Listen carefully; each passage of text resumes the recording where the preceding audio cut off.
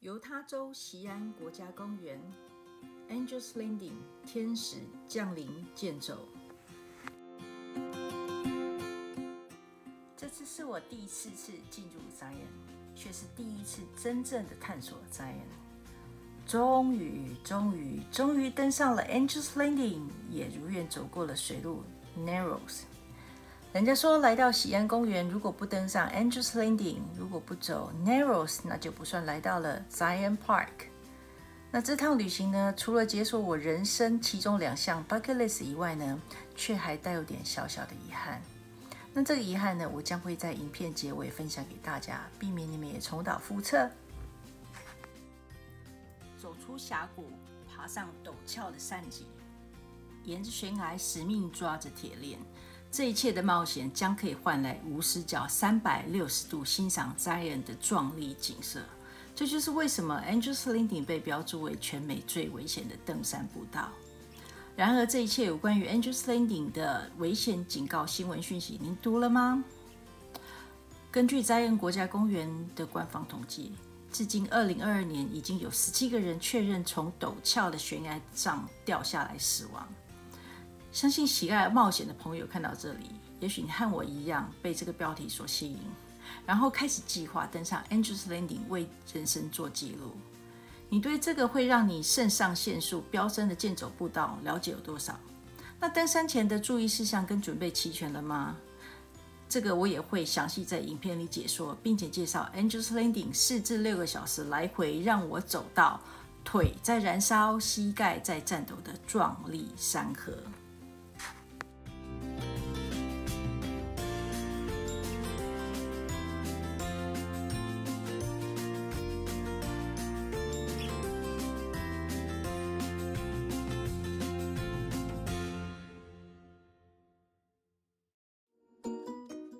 Angel's Landing 的 Trailhead 在哪里呢？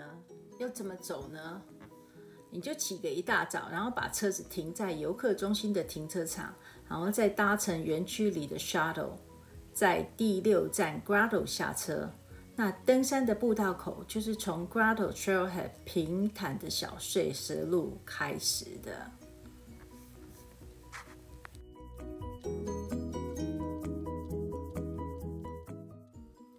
走过 Virgin River 上的桥以后，就开始上坡路段。那这个路段呢，根本没有阴影可以避免阳光直接照射，但是也幸好这个没有树荫的曝晒路段只有1英里。我用信念告诉我自己，这一切都只是刚开始，一定要撑下去。就这样，走着，已经可以看到雄伟的 Angel's Landing 矗立在眼前，哒哒！走着，已经走到左脚忘记右脚，不知不觉中来到了第1景点 Switchback 日字形来回步道。就这样，越走越高，边走边拍，刹那间我也忘了什么是防晒，什么是脚酸，什么是膝盖痛。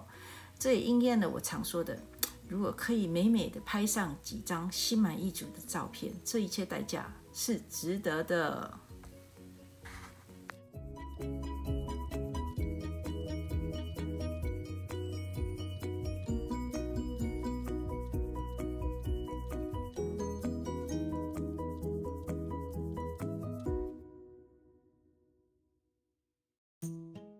现在看到的是冰箱峡谷 Refrigerated Canyon。走过1英里强力曝晒的日字形步道之后，首先会经过冰箱峡谷。顾名思义呢，这里就是很凉啊。这一路走来，一热一冷，真的很有喜山温暖的 feel。建议可以在这里稍作休息。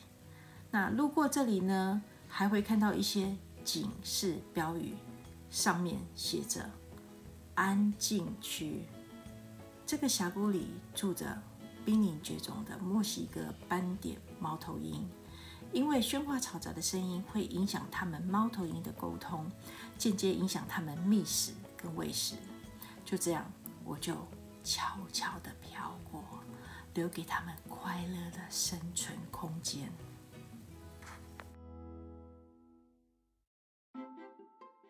走过了冰箱峡谷，接下来看到的这是 Zion 的经典21个 Z 字形上坡步道 Waters Wiggles， 很多人喜欢在这里取景打卡。没错，就是21个 Z 字形来回上坡步道。在这样一来一往的来回坡段里，可以立即登上250英尺的高度。相对的呢，爬到这里，我的脚已经不听使唤的痛，膝盖也一直在战斗着。刚刚连滚带爬的走过了21个 Z 字形步道 Waters Wiggles 以后，转个弯，再走一小段，就可以抵达 Scout Lookout。Scout Lookout， 这里是一个宽敞的观景台，多数的登山客呢会在这里稍作休息、吹吹风、野餐，也可以俯瞰整个西安山谷。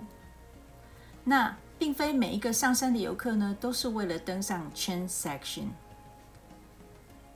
另外，我再给个温馨小提醒，我爬了快3个小时的步道呢，唯一的厕所就是在这里。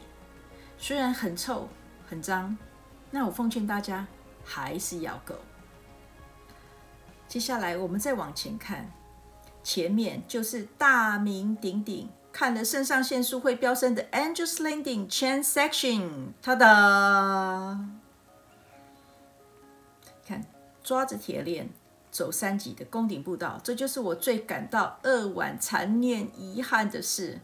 因为我来不及在登山的前一天下午3点之前申请抽签登山许可证，所以爬了快3个小时的山，我现在只能够坐在这个观景台，吹风纳凉，望美心谈，坐在树荫下咬着三明治和花栗鼠玩。唉，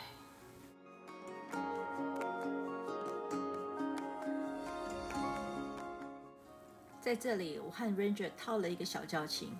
他允许我在他的视线范围内登上铁链3级步道拍照，于是呢，就产生了以下这2张假掰的珍贵照片。就这样，我在观景台上停留了将近1个小时，带着遗憾离开了 Angel's Landing。在这里呢，制作这个影片就是希望大家不要像我一样重蹈覆辙，一定要行前准备充足，绝对不是衣装充足就够了，资讯越多，遗憾才会越少。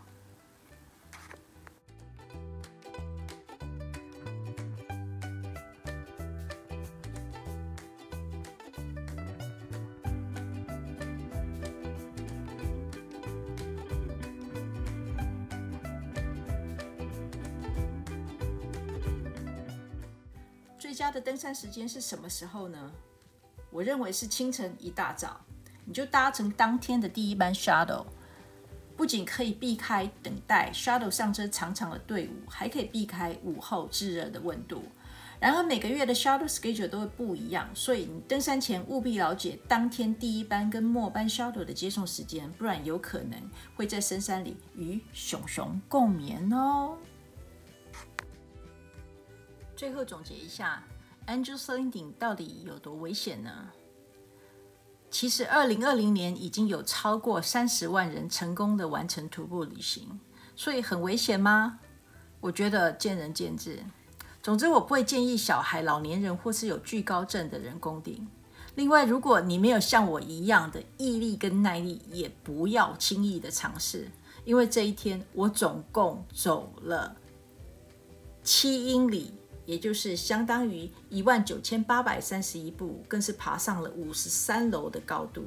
相反的，如果你想要在喜安公园里面寻找比较轻松、比较安全的步道，有点刺激但又不太危险，我会建议您选择 Canyon Overlook Trail。喜欢我的影片，请别忘了点赞、订阅、分享哦！祝福您旅途平安。